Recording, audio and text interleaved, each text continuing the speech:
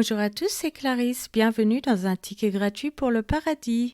Je vous rappelle que vous pouvez me retrouver chaque dimanche matin sur les applications Apple, Samsung, Spotify, YouTube, Patreon, etc. La lecture de la Bible est gratuite. Je vous invite à vous abonner pour avoir accès à l'étude du passage et à des bonus. Vous pouvez aussi bénéficier d'accès anticipé. Cet abonnement vous permettra de recevoir une notification dès qu'un nouvel épisode sera publié afin de n'en manquer aucun. Aujourd'hui, nous allons continuer à étudier la loi sociale avec l'idolâtrie et ensuite la loi religieuse avec le prophète et les Lévites. Commençons par la lecture d'un passage de la Bible. Deutéronome chapitre 18. Les sacrificateurs, les Lévites, la tribu entière de Lévi, n'auront ni part ni héritage avec Israël. Ils se nourriront des sacrifices consumés par le feu en l'honneur de l'Éternel et de l'héritage de l'Éternel. Ils n'auront point d'héritage au milieu de leurs frères. L'Éternel sera leur héritage comme il le leur a dit. Voici quel sera le droit des sacrificateurs sur le peuple, sur ceux qui offriront un sacrifice, un bœuf ou un agneau. On donnera au sacrificateur l'épaule, les mâchoires et l'estomac. Tu lui donneras les prémices de ton blé, de ton mou et de ton huile, et les prémices de la toison de tes brebis.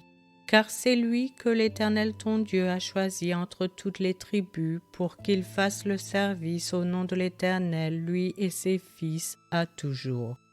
Lorsque le Lévite quittera l'une de tes portes, le lieu quelconque où il demeure en Israël pour se rendre, selon la plénitude de son désir, au lieu que choisira l'Éternel, et qu'il fera le service au nom de l'Éternel ton Dieu, comme tous ses frères les Lévites qui se tiennent là devant l'Éternel. Il recevra pour sa nourriture une portion égale à la leur et jouira en outre des revenus de la vente de son patrimoine. Lorsque tu seras entré dans le pays que l'Éternel ton Dieu te donne, tu n'apprendras point à imiter les abominations de ces nations-là. Qu'on ne trouve chez toi personne qui fasse passer son fils ou sa fille par le feu, personne qui exerce le métier de devin, d'astrologue, d'augure, de magicien, d'enchanteur, personne qui consulte ceux qui évoquent les esprits ou disent la bonne aventure, personne qui interroge les morts. Car quiconque fait ces choses est en abomination à l'Éternel, et c'est à cause de ces abominations que l'Éternel ton Dieu va chasser ces nations devant toi. Tu seras entièrement à l'Éternel ton Dieu. Car ces nations que tu chasseras écoutent les astrologues et les devins, mais à toi l'Éternel ton Dieu ne le permet pas. L'Éternel ton Dieu te suscitera du milieu de toi, d'entre tes frères, un prophète comme moi, vous l'écouterez. Il répondra ainsi à la demande que tu fis à l'Éternel ton Dieu à Horeb, le jour de l'assemblée, quand tu disais : que je n'entende plus la voix de l'Éternel mon Dieu, et que je ne vois plus ce grand feu, afin de ne pas mourir. L'Éternel me dit : ce qu'ils ont dit est bien. Je leur susciterai du milieu de leurs frères un prophète comme toi, je mettrai mes paroles dans sa bouche, et il leur dira tout ce que je lui commanderai.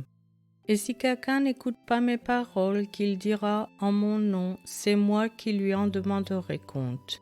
Mais le prophète qui aura l'audace de dire en mon nom une parole que je ne lui aurai point commandé de dire, ou qui parlera au nom d'autre Dieu, ce prophète-là sera puni de mort.